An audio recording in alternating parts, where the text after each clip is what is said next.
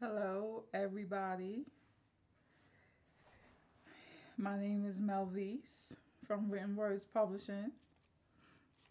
I am an editor, a ghostwriter, a publisher, and I'm also an author. And tonight we are going to read and revise chapter 13 live with y'all here today. Now, I'm going to say this again.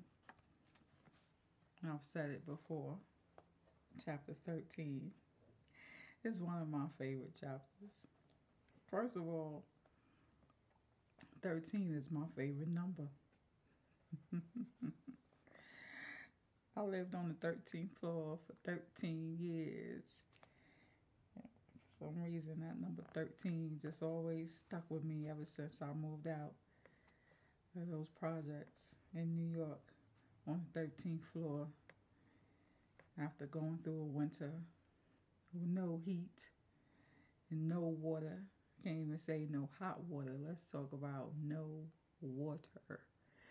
Like how back then I had two small children, and yeah, my oldest son was about 4. My youngest son, no, my second son, he was about 1. And I remember too many times one winter I came home from work, got home with my kids, with groceries, get to the building, freaking elevator don't work. Gotta walk up 13 flights of stairs with 2 kids and however many bags of groceries. Oh my goodness, I'm having flashbacks just thinking about it. And you finally make it up to the 13th floor, come out the staircase and turn the corner, and you see 2 gallons of water sitting in front of your door. Well, that automatically lets you know the water is not reaching the 13th floor today. So they gave you 2 gallons of water. Go in the house, and dang heat don't work. Gotta turn the oven on to heat the house. So now here you are, done walked up 13 flights of stairs with 2 small children, groceries, get home, find out the water is not working, there's no heat. And it was like that for a whole entire winter. It was horrible, horrible, horrible. Oh my goodness, on the weekends we had to leave. I would leave on the weekends and go stay at a friend's house all weekend or send the kids to their grandparents for the weekend just so we could take a freaking hot bath because there was no running water. It was crazy. I got out of there. That was the one and only time that I can't say that was the only time because I experienced that plenty of times while I was still a minor living in the projects. I didn't have a choice. But once I became an adult, I don't care if the rent is only $120. I am out of here. Anyway, I say all that to say, yeah, 13. So we're on chapter 13. Full disclosure, this chapter is not for children. This chapter is not for minors. Okay. So this chapter is Darlene, and if you've been watching so far, we've done the first 12 chapters, and you know full well what kind of person Darlene's character is. So the actions that she's going to take in this chapter should not be a shock, but I'm pretty sure by the time this chapter is over, and you feel like smacking her again. All right, let's dig into it. Okay, chapter 13. Charge it to the game. July 2005. Lately, it all felt like a game of catch me if you can, as if Pet was avoiding Darlene. But she knew that could not be. Positive that he wanted her as much as she wanted him. Darlene anticipated this evening for over 4 weeks, developing an intricate plan to ensure she would never have to wait that long again. Little did anyone know she was on her way to a night filled with candlelight, romantic music, strong drinks, and some great sex. First off,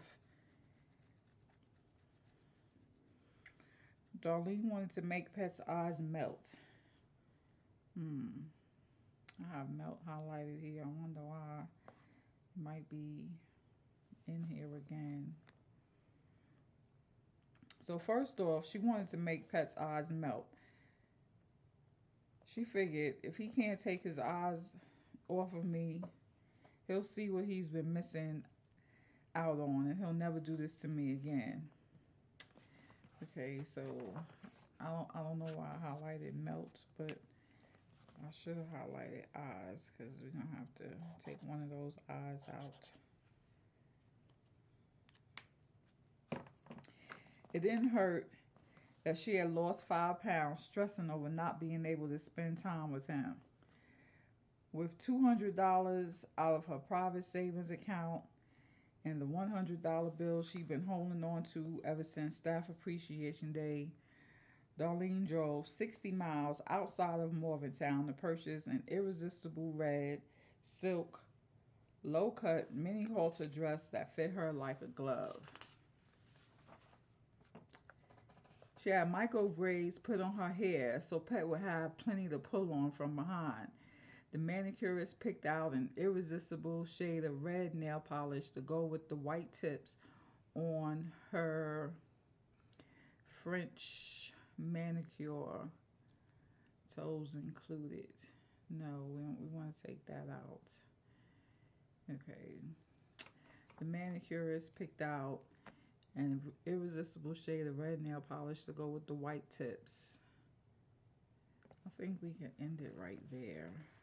He always tucked her toes when she had a French pedicure, on his knees with her legs up in the air, one foot on his chest, the other foot in his mouth, licking and sucking and effing. She was about to come on herself just thinking about it. I told y'all this wasn't for kids. Marcus stopped Darlene on her way out the door. "When did you buy that dress?" he asked. "I bought it at a clearance sale last year sometime," she responded nonchalantly. "It's pretty. I don't recall ever seeing it. Why are you so dressed up anyway? I thought you were going to meet the girls at the Cocoa Club. Since when do you dress like that to go to the club?" It says Marcus inquired, but we don't need that part. I'm going to take that out. And then it says Darlene responded quickly. Darlene quickly responded. We're going to take that out. "We hardly ever get to dress up, so we decided to do it just for fun. How do I look?" She spun around so Marcus could get a good look. "Gorgeous." He licked his lips. "Keep it on when you come to bed tonight." Darlene smiled and winked an eye. So we're going to take out an eye. What else do you wink besides an eye? Darlene smiled and winked at her drooling husband as she sashayed out the door. "Not this time, homeboy," she murmured to herself. "Not tonight." About 10 minutes after leaving the house, she reached into her purse for her cell phone. It wasn't there. She pulled over to vigorously search her bag. "Shit," said Darlene. "Shit," Darlene said. Okay, there's an exclamation point there. We're going to take that out. Remember in my previous videos I mentioned you shouldn't have more than 3 exclamation points throughout your whole entire book. So I'm just going to say shit. I don't even have to say, said Darlene. What Darlene said. She made a U-turn and returned to the house. When she pulled up, Marcus was sitting on the porch with a Ooh, I can't say that word. When she pulled up, Marcus was sitting on the porch with a peculiar look on his face. Did you forget something? He asked. Yeah, I left my phone. She opened the screen door. I have it right here, Marcus said, holding her phone up in the air.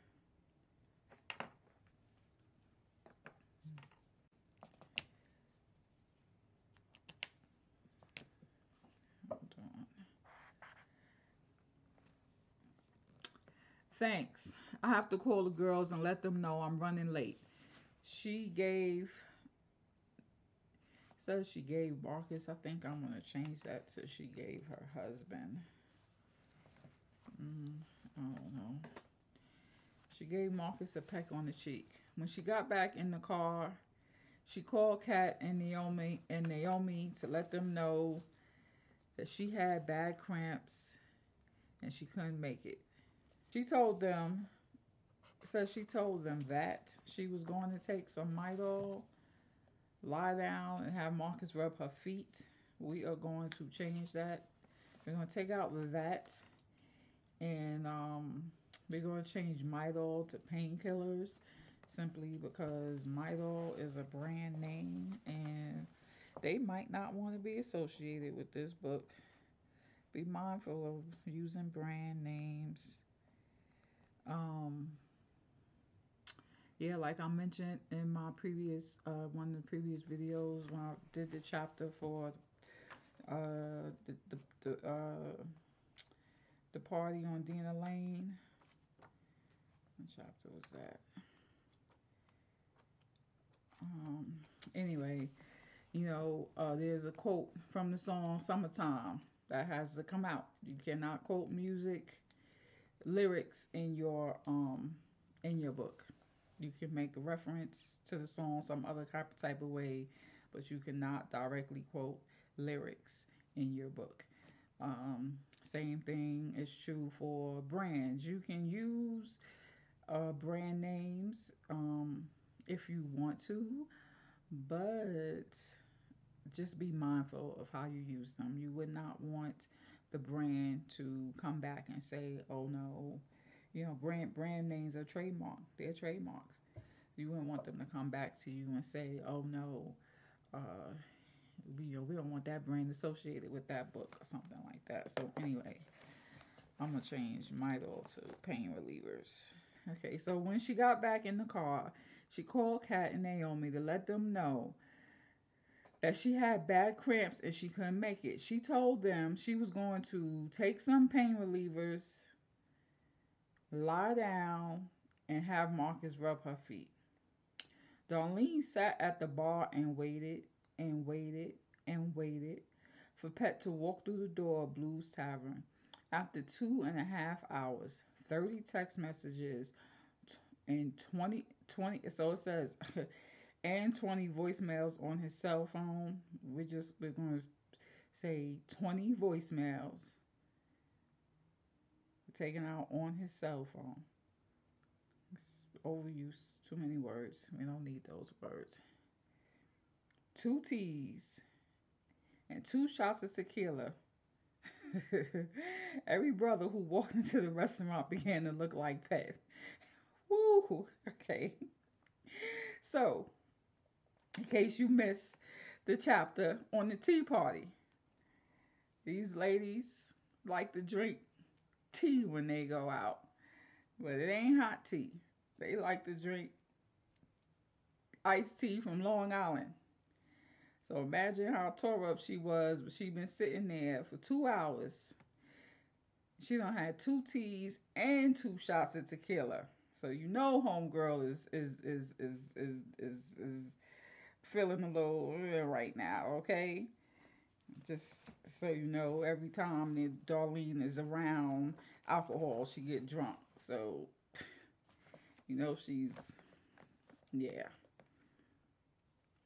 Let me read that paragraph again, so y'all can get the full effect of what's about to happen right now. I'm gonna see if I can read through it without breaking it up. Okay. Darlene sat at the barn, waited and waited and waited for Pet to walk through the door of Blue's Tavern. After 2.5 hours, 30 text messages, 20 voicemails, 2 teas, and 2 shots of tequila, every brother who walked into the restaurant began to look like Pet. It was like some kind of exaggerated illusion.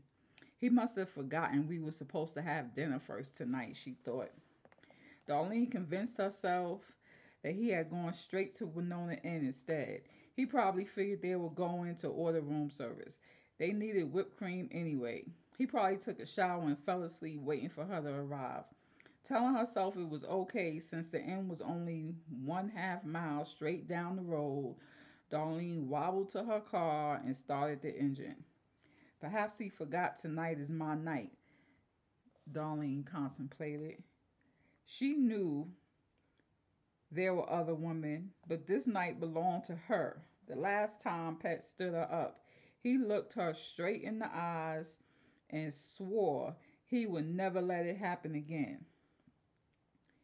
Now it says promise, but I'm going to change promise to swore because the next paragraph reads, "Your night is your night," he said. "I promise you that." That evening, they had the best sex ever. So good. Darlene couldn't help but come on herself when she wrote about it in her journal. When she got to the inn, she used her key to enter Pet's room and found it empty. Maybe he had a car accident. She began to worry. Why else would he not show up? Positive he was laying on an operating table somewhere. She emptied the wet bar, calling every emergency room in the county. Pet wasn't in any of them. At 3 a.m., she finally acknowledged that he was a no-show. All right, y'all, this is where it's really going to get growner than it was already. Darlene stumbled into the bathroom to take a piss. Forgetting to pull down her panties, she missed the toilet seat and almost fell on the floor. She used a towel to wipe her legs. Says then using her lipstick. Okay.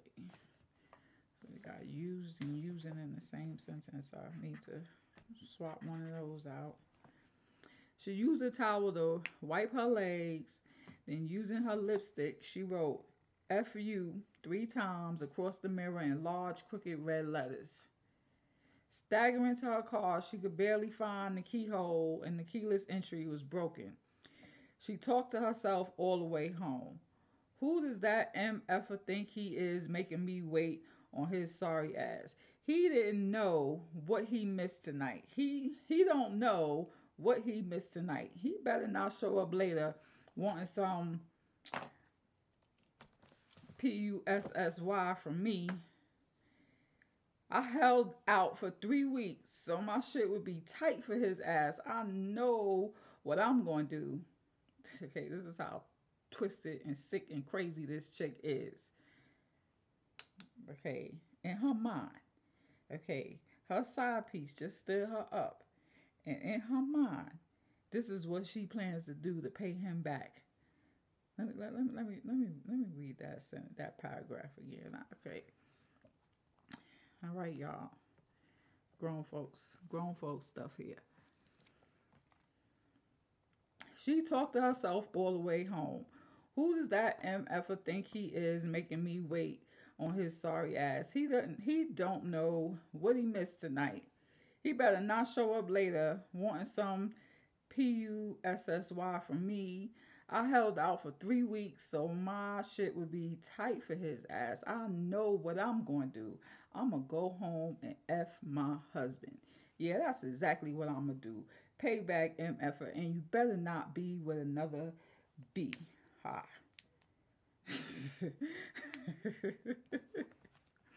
The thought of Pet screwing another woman made Darlene want to vomit. She almost drove into the ditch, pulling over to the side of the road. She just missed the door when she opened it to throw up. It was a miracle Darlene made it home in one piece.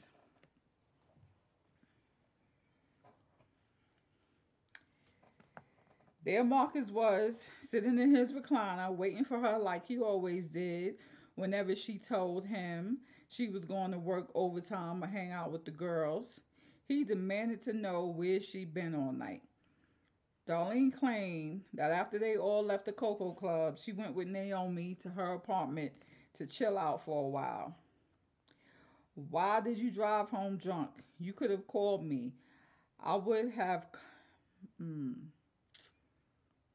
she says I would have come to get you.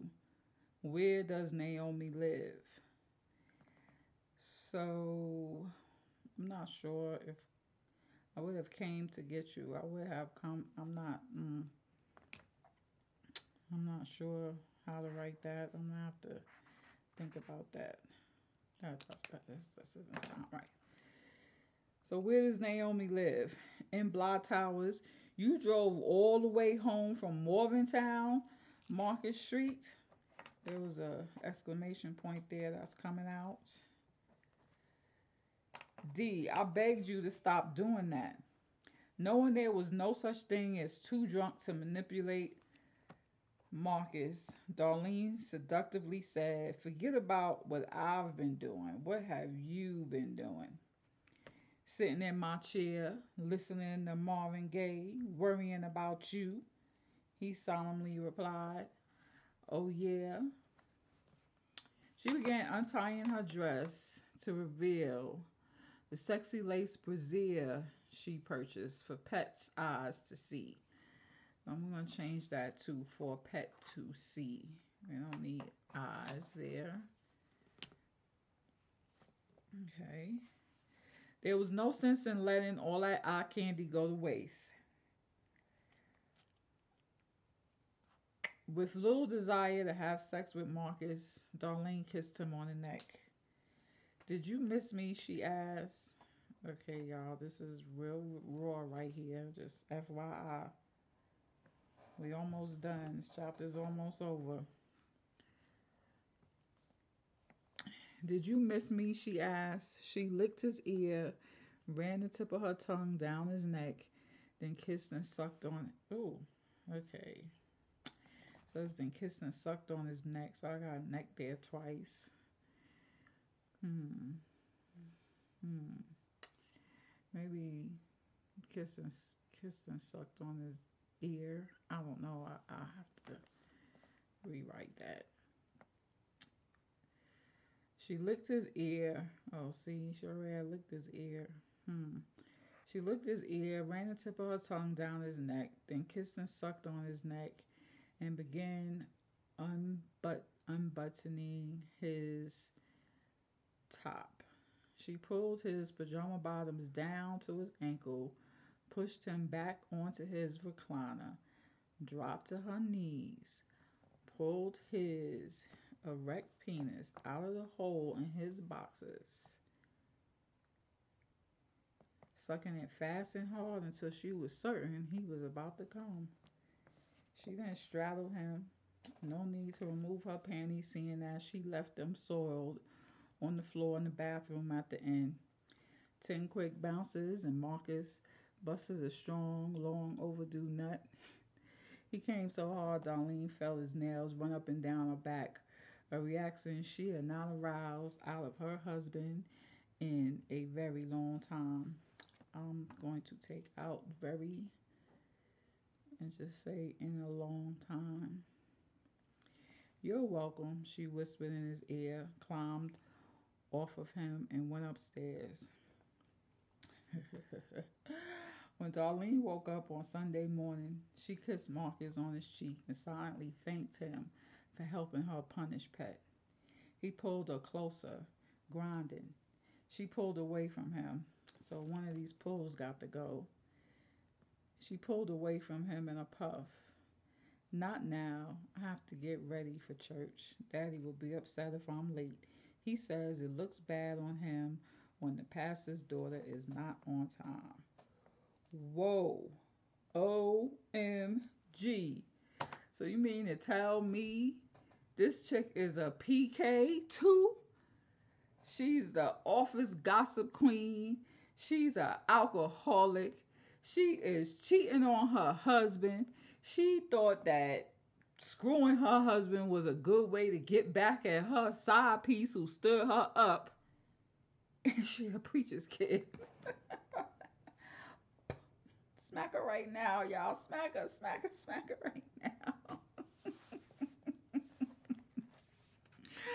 All right, that is the end of chapter 13. Very raw, very raw, very raw. But it is what it is. This book is a women's fiction. So I can just say that, if I'm not mistaken, I think there's only 3 sex scenes in this whole entire book. That was scene number 2. I believe there's another one between Kat and her husband, but maybe not, because this book is not about, it's not about that. I hope that you are enjoying this story as I read and revise it and refine it to make it worthy of being a New York Times bestseller.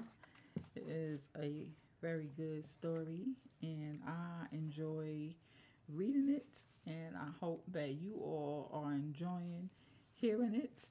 And if you want to catch up, you can go back and you can watch the replay of the blurb in chapter 1 all the way through chapter 12, and you will be caught up. And then you'll know all about all the characters and what's going on in Morgantown, and yeah. So the next book, just spoiler alert. It's not really a spoiler, but anyway, the next book will be focused on Kat and what she is doing and what she is going through. But we got to get all the way through this book so you all can find out where Kat is at in the next book. Thank you for joining. And like I said, you can go back and you can watch the previous chapters. And I hope you enjoyed it. And follow me, follow me, follow me, follow me, follow me, follow me. Repost, repost, repost, repost. I'm trying to build up my followers, build up my fan base. All those, if you know somebody else who enjoys some women's fiction, um, who enjoys reading about black characters, they will enjoy this book.